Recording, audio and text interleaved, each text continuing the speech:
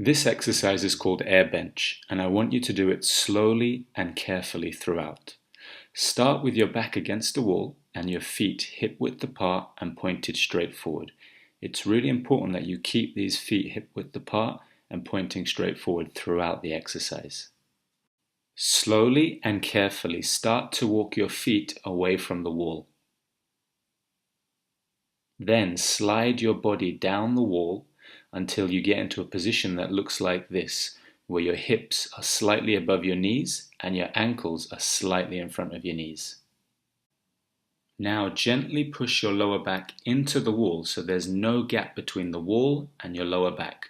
Relax the upper body, don't force your head back, and you're going to hold this position for 2 minutes. For many people this is quite difficult to do, but just build up to it slowly, and over the weeks and months you'll get better.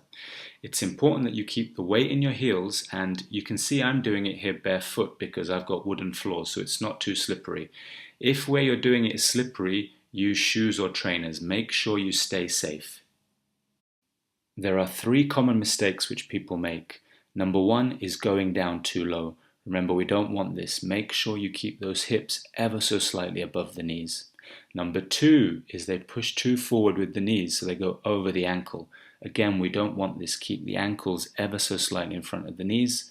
And number 3 is they allow the knees either to collapse or to flare out. Again, we don't want this, so focus on that hip, knee and foot alignment throughout the exercise.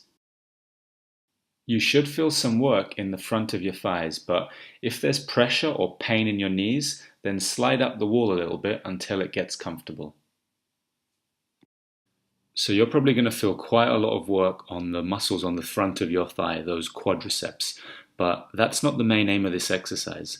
What this exercise is trying to do is to get your lower back muscles into balance, left and right.